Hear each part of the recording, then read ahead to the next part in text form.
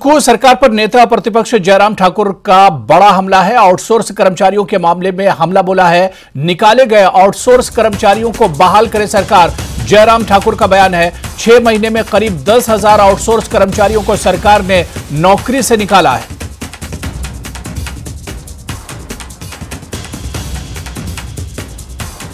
तो सुक्खू सरकार पर नेता प्रतिपक्ष जयराम ठाकुर ने हमला बोला है। आउटसोर्स कर्मचारियों के मामले में यह हमला बोला है और जयराम ठाकुर ने कहा है कि पिछले 6 महीनों में करीब 10,000 आउटसोर्स कर्मचारियों को सरकार ने नौकरी से निकाला है।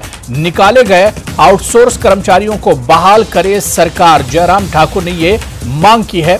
और सीधे शिमला का रुख करेंगे, हमारे सहयोगी राजेंद्र इस वक्त हमारे साथ इस खबर पर भी जुड़े हुए। राजेंद्र, इससे पहले भी हमारी बात हो रही थी कि अपोजिशन को मौका चाहिए और कांग्रेस एक के बाद एक मौका दे रही है और अब जो बड़ा मौका जो अपोजिशन को मिला है वो आउटसोर्स कर्मचारियों का है। पिछले 6 महीनों में 10,000 तकरीबन कर्मचारियों को निकाला गया है और इसी मुद्दे को लेकर अब नेता प्रतिपक्ष जो है वो सरकार पर हमलावर है।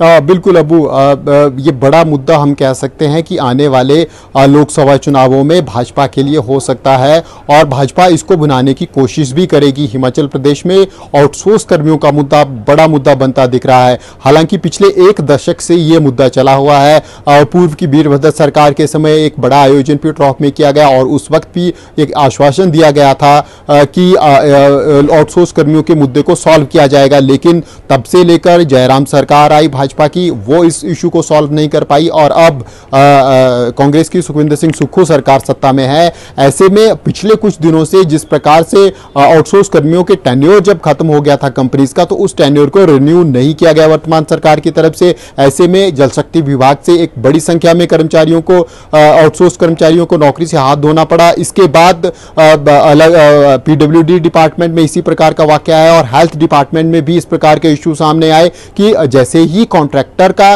कॉन्ट्रैक्ट खत्म होता है उसको रिन्यू नहीं किया जा रहा है वर्तमान सरकार की तरफ से।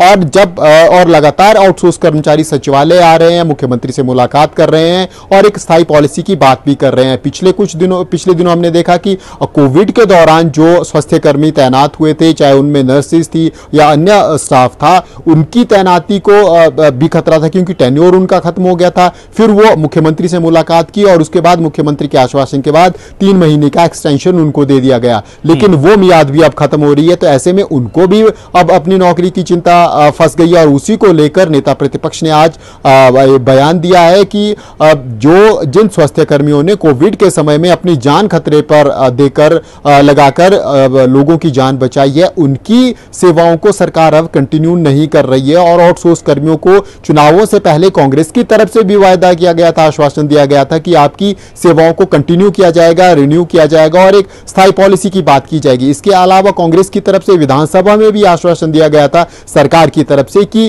कोई स्थायी पॉलिसी लाई जाएगी और उस पॉलिसी के तहत भर्तियां की जाएगी, लेकिन अभी तक ना तो स्थायी पॉलिसी आई है और ना ही आउटसोर्स कर्मियों के ऊपर वर्तमान सरकार की तरफ से कुछ किया गया है। इसी को लेकर नेता प्रतिपक्ष जयराम ठाकुर हमलावर हुए हैं वर्तमान सरकार के ऊपर और आरोप लगाया है और ये आरोप अब धीरे धीरे तेज होते जाएंगे। अब अगर हम बात करें, जैसे जैसे लोकसभा चुनाव नजदीक आते जाएंगे, चाहे वो फिर आउटसोर्स कर्मियों का मुद्दा हो या अन्य कर्मचारियों की दिक्कतें हो, वो अब विपक्ष की तरफ से लगातार उठाना शुरू हो जाएंगी और चुनावों के समय में हम राजनीति हिमाचल प्रदेश की इन्हीं मुद्दों के आसपास घूमती हुई देख सकेंगे, क्योंकि करीब 50,000 से अधिक की संख्या है जो आउटसोर्स कर्मी अलग अलग विभागों में हैं, अलग अलग प्रोजेक्ट में सेवाएं दे रहे हैं, अलग अलग बोर्डों और कॉरपोरेशनों में है। तो ऐसे में बड़ा वोट बैंक ये राजनीतिक दलों के लिए भी हो जाता है। भाजपा और कांग्रेस, अब देखना यह होगा कि कांग्रेस किस प्रकार से इस समस्या का समाधान निकालती है और भाजपा जरूर हमला करेगी इस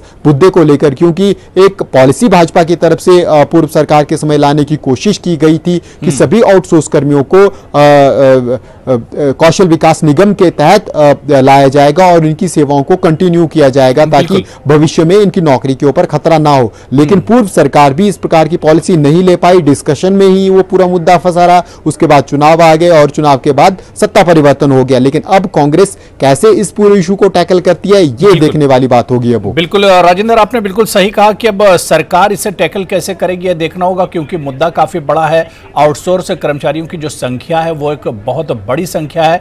ऐसे में सरकार के सामने एक बड़ी परेशानी तो जरूर है, लेकिन सरकार इसे निपटेगी कैसे ये आने वाले दिनों में देखना अहम होगा। बहुत बहुत शुक्रिया राजेंद्र, हमारे साथ इस खबर पर जुड़ने के लिए शुक्रिया।